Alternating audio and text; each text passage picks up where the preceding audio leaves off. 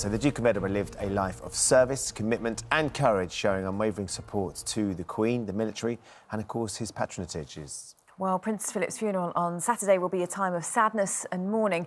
It'll also be an opportunity to reflect and celebrate his remarkable life. Well, joining us now is Martin Palmer, a close friend of the Duke's, who collaborated with him in setting up a charity, the Alliance of Religions and Conservation. Well, I met him sort of almost by accident, really, Ben. I'd written a book for WWF. I'm a specialist on world religions, and I'd written a book for schools on how different religions viewed nature. And it was published by WWF, and Prince Philip was a voracious reader. And so he read this book, and he went to a meeting of WWF International in Switzerland. They were planning their 25th anniversary for 1986, and they'd already planned it. It was going to be in Jakarta, it was going to be on economics, they got all the speakers, and they put the programme before Prince Philip in November 1985, and he looked at it and he went, "Oh my God, well, I'm not coming." And they went, "What do you mean you're not coming? You're our international president." He said, "I'm not coming." He said, "If it was facts and data that was going to save the planet, we'd be doing that now." He said, "We're not.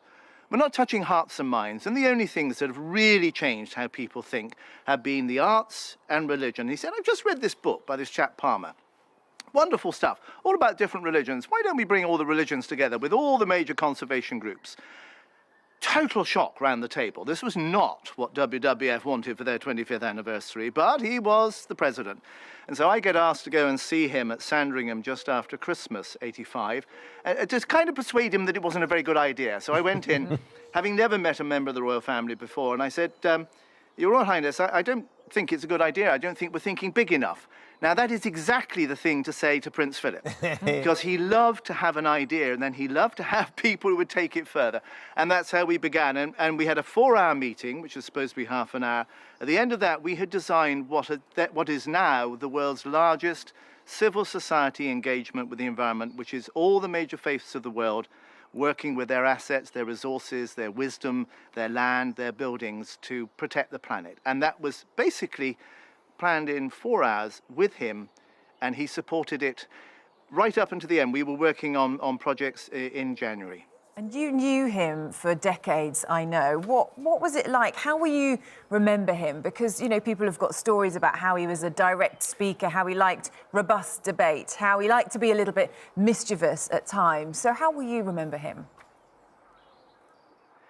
Well, the mischievousness and the fun, definitely there. And I mean, sadly, he's often accused of having gaffes, and there were moments in which things were said that taken out of context didn't help. But you know, this is the 1,000th person you've met today, Charlotte, and you're shaking hands, and they're like rabbits in a headlight. They freeze. They completely lose it. And I remember taking him, we were in Kathmandu for a big event with the major faiths, and I introduced him to a group called the Global Awareness Foundation. And these were incredibly bright people, but they froze. They didn't say a kind of yes, no, monosyllabic. And so he said, global awareness. Oh. So when did you stop thinking the earth was flat? And it was just that, and for a moment there was a look of complete horror, total horror on their faces, and then they realized he was making a joke, and it made it possible for them to speak. When he retired in 2017, I went and saw him, I said, "I'm really frightened now." He said, "Why?" And I said, "Well, because you'll have even more time to read, and then you'll be quoting even more books at me and more articles I should have read, and I'll have to go and read these things." He was what you saw outside, he was inside. He was funny, he was incredibly bright, incredibly well-read, and his great passion was to encourage people who had a passion to follow that passion. When we talked last, which was a year and a half ago, I said to him, "You know, what is it that you think we're losing?" He said, "I think we're losing joy in amateurs." And the root of amateur, of course, is the Latin lovers of. He said, "I want people to be passionate about what they do and to care for the planet, not because it's a career move, but because actually they want to hand on a more beautiful planet than we are currently heading towards." So I think it's that, and I think also his enormous friendship. I mean, quite honestly, Charlotte, he was a great mate. Aww. And you can't say that about many people, but I can say that about him. What a lovely thing to say. I mean, did that ever... Because I know, you liked having debates and everything. Did you worry that sometimes it might cross the line? Because at the end of the day, you're speaking to such a senior royal. Did you sometimes have to think, oh, probably shouldn't say that? Or was that never even an issue? No, that was never even an issue. Never even an issue. And I mean, the great thing about him was that he loved a good debate. And we'd been on Mount Athos, this was in the 90s, been on Mount Athos, which is this extraordinary peninsula in northern Greece that is entirely Greek Orthodox monasteries. And of course, he was brought up as a Greek Orthodox Christian. And he'd had a wonderful time there, but we'd had to leave so early in the morning. And he was never very good early in the morning. I mean, he could be quite grumpy in the morning. And we got onto this ferry at about 5 in the morning to take us off the peninsula back to mainland Greece. And we had this stonking row about monasticism because we'd been with these monks in this wonderful, simple life. And I said, there you are, that's a wonderful example. He said, that's not an example. He said, I mean, a handful of monks do this. How's that going to save the planet? And I go, well, because it offers an alternative. He's going, well, it's not a real alternative, is it? I said, yes, it is. And actually, you being here has highlighted that it could be. So we had this really big row. Everybody on the top deck of this boat disappeared. At the end of this, we'd been at it for about half an hour. At the end of it, I said, right, enough. I'm going to get you a cup of coffee. I need a coffee. I went downstairs, and all our Greek colleagues and so forth were there, and they said, will he put you in the tower? And I said, no. If I hadn't argued with him, he might have put me in the tower. Yes, that's the sort of thing he embraced. It's lovely to hear you share those memories, Martin. Someone's got in touch with us here today. It's Claire on Twitter, and I think this would resonate with you. She says, when I was in the Girls' Brigade many moons ago, Prince Philip called me a banger. I was playing my side drum for the D.A.V. He said, some people are blowers, some people are strummers, but I can see you're a banger. And I think that sort of perfectly encapsulates a moment that the Duke would have walked up to a group of young people who would have been, as you said, sort of awestruck and a little bit nervous, and breaks the ice with something that perhaps is a little bit sort of risque, but equally something that, as a 15-year-old, she would have totally understood and still remembers to this day now. Exactly. He had that ability to really link with people, and he felt if you were kind of jolly with people, they'd be jolly back. I remember being at one event and being introduced to somebody by him as the unguided missile. I'm going, pardon? What? He said, yeah, I never quite know what you're going to get up to, but it's always fun. So, I think the great thing was that people wanted him to not be who he was sometimes, but that never stopped him from absolutely being who he was. Thank you very much for joining us again. It's good to see you because we had a big response to what you had to say earlier. I just wanted to share one of them with you. It was a message sent in from Michael, who said, that you're a very good friend with many memories, which I think a lot of people were fascinated by. And he said it's ironic. Most of us have known the Duke most of our lives, but have never really known that much about him as a person. We're now getting an insight what an exceptional life he had and a great man he was. And I suppose you've had that connection with him, haven't you, having known him for so many years? So that's something that you can share with people, that I imagine those people who knew him as the figure that he was, the statesman that he was, wouldn't have had much of an insight into.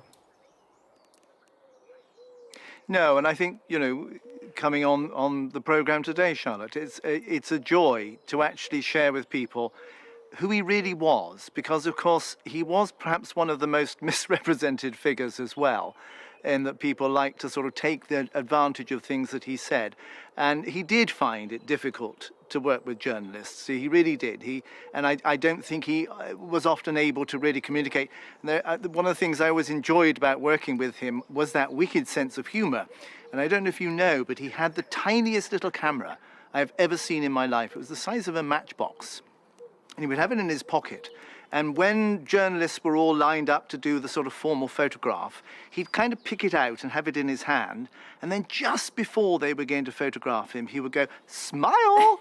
And he'd take a photograph of the photographers. And usually, Charlotte, that created so much chaos that he could then go, bye, and disappear off. And they just... So he knew what he was up against. And sometimes I think that meant that we really didn't get to see and hear him in the way that one should. But it's been my joy to have that privilege, and it's been my joy to share just a few of the stories that can be shared, to say something about this man who really was, as I've said before, Charlotte, just a great mate. Yeah, and lots of our viewers, as Charlotte said, responding to what you're saying, and how special it is to hear you talk about him so fondly as well. I mean, clearly he was hugely committed to the Queen and to the whole royal household and everything that went with it. I wonder how he struggled over the years, Martin, to sort of come to terms with that changing landscape, the changing perspective, and how people now view the royal family and their place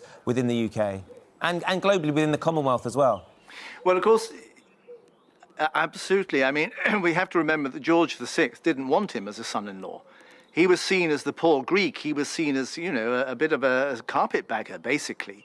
And if it hadn't been for the sheer determination of the Princess Elizabeth, I don't think the marriage would have taken place. It's a testimony to the fact that she was passionately in love with him. But he came into a very stuffy organisation. The footmen were still wearing powdered wigs when he arrived. Well, that went out the window fairly fast. And I think the main thing is, of course, this great shock that the king dies in 1952. Princess Elizabeth becomes the Queen. His life is turned upside down. And I've discussed that with him in the past. And in a sense, the simplest way to describe it is that he decided he would wear the trousers in the family in order that she could wear the crown for the people. And that's really where he put his energy. He put his energy into managing what's called the firm, the family, so that she could do her job as our Queen. And that was what he dedicated himself to. And yes, there were moments where it was not easy because the media were intruding, and, you know, like most families, it's had its ups and downs, but he was the rock. He was constant. He was solid. She knew that whatever else was going on, she could get on and be the Queen. And with regards to his legacy, I know that, you know, with the charity that you set up together, that's a big part of it. Something else is the Duke of Edinburgh's Awards, isn't it? And he had a real vision for what he hoped young people could achieve and how he wanted them to maximise that. I did my Bronze, Silver and Gold Duke of Edinburgh's Awards, and I think it's one of those things that makes you realise that you can achieve more than you think you can, and actually that, you know, it gives you something in life. When you say to people, I achieved this, then actually when you're going for jobs, employers quite often prick up their ears because they think, well, actually, you've been prepared to do something above and beyond what might have been expected. And that was a big part of it for him, wasn't it? About people making the most of their potential and their abilities. It absolutely was. What he wanted was for people to feel that they had more that they could give. And he wanted, we've already discussed this, Charlotte, this notion of the amateur, the lovers of, the people who are passionate for. But he also took that, I mean, through the Alliance of Religions Conservation and now through Faith Invest, the group he helped us set up to work with all the religions on their investments. His constant saying was, we are in a crisis. And he was saying this back in 1960. The planet is in a crisis.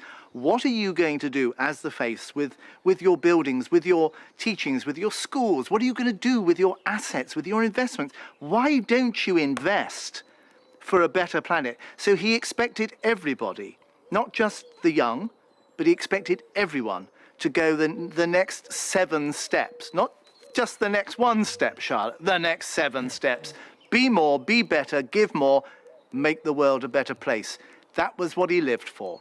And unquestionably, they were steps that he would have been willing to take himself as well. He led where he wanted others to go. I wonder, though, Hugo, where that leaves what happens next. Because, of course, the Queen has lost her husband, the father of her children, the grandfather, great-grandfather.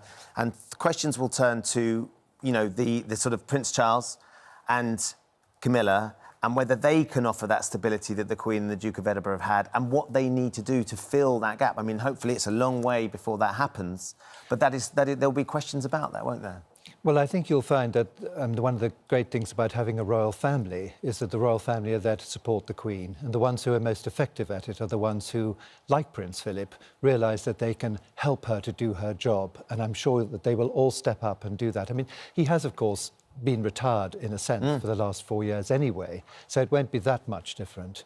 I mean, I think it must be very difficult for her on her own, but we've already seen her doing a couple of things this week, and she's going to open Parliament shortly, so she's not going to become like Queen Victoria and disappear.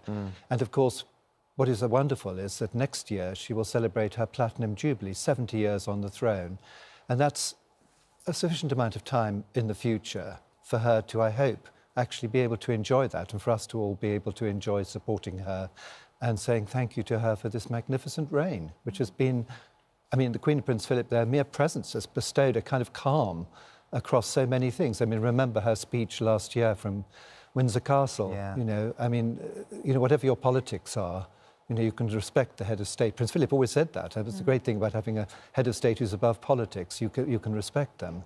And they were both such tremendous conciliators all through the reign as well. It was quite something, wasn't it, when she gave that speech and said, we will meet again. And I think for everybody who was going through a difficult time, it was a great source of comfort. I think that, you know, sometimes I think that obviously in sort of times like wartime, people have always turned to the royal family, and they turn to the royal family in times of crisis. And that's where the royal family come into their own, because they can be very supportive, and she's always been terribly good at seeing the positive side of things, and always very measured as well. Well, I'm sure all eyes will be on the royal family tomorrow. Yes. As that funeral proceedings and his amazing life is celebrated. Hugo, thanks very much. Thanks also to Martin Palmer for his memories.